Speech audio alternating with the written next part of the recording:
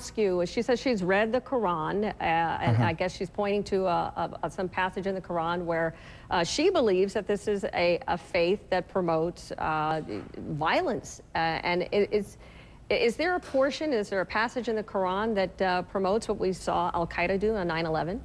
Well, first, let me thank you for having me on and providing my what I call typical Muslim perspective. Number one, a few points I want to make real quick. Unfortunately, there's a lot of erroneous translations that are out there. What we have to do is ask ourselves, what are they hoping to accomplish with this protest today against the mosque? If they're asking the government to stop it, well, that would be wholly unconstitutional. It's one of the first things I learned in law school, because it would be a violation of equal protection, number one, and number two, of the Establishment Clause of the First Amendment. Something I learned in kindergarten as well. In America, we have freedom of religion. Point number two, this is a fringe group. A lot of family members of the victims of 9/11, as well as public officials and regular Americans who understand American ideals, support this initiative because they understand two crucial points.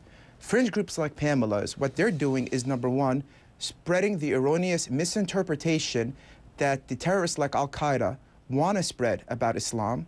And number two, they're simultaneously feeding the propaganda that Al-Qaeda uses to recruit, which is that America is anti-Muslim. Now, Ms. Geller and her group may be anti-Muslim, but the rest of America, for the most part, is not. As far as what it says... What is Ms. Geller not understanding here? Because she clearly has a point of view here that she feels threatened, and she feels that this is going to be dangerous to have this mosque in that area. What do you want to say to her?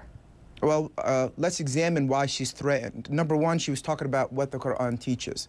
There's 1.5 billion Muslims in the world. Now, there's admittedly probably tens of thousands of Al-Qaeda members or members of other terrorist organizations. They have nothing to do with the teachings of Islam. She keeps equating Al-Qaeda and their attack against this country with what Islam teaches. I'll take her to my family in Egypt.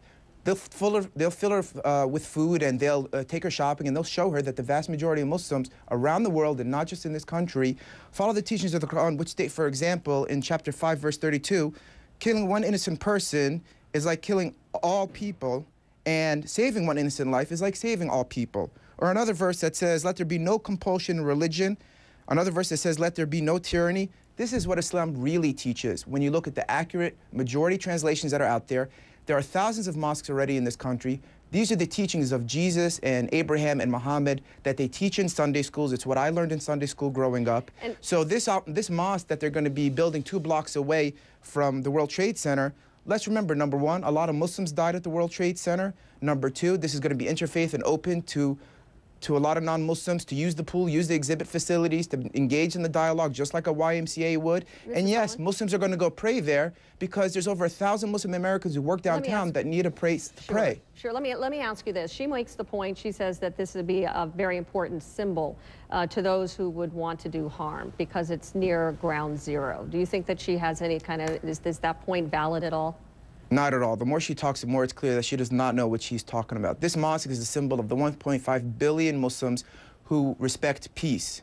I mean, remember that people go around in the Muslim world saying, peace be unto you, as hello and goodbye, let alone the millions of Muslim Americans, including myself, including my brother-in-law, who's an officer in the Air Force stationed in Iraq right now, teachers, doctors.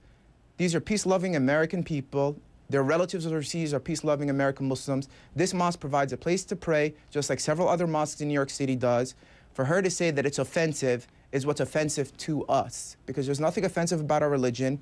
Mosques are no different from synagogues and churches, and nowhere in this country would someone go out there and fight against the creation of a church in downtown Manhattan. Okay. So, Mr. I mean, it's really just offensive, and there's a lot of ignorance out there, and the days when she can go out there and make these untrue statements about the religion are over. We now have native-born, English-speaking American citizens like myself with law degrees who can finally go out there on shows like yours that are nice enough to give us an opportunity to respond and say that she's on the wrong side of history here. We're going to have to leave it there. Mr. Salman, thank you so much for joining us as well. Pamela Geller as well. Thank you, and we'll be right back. Thank you.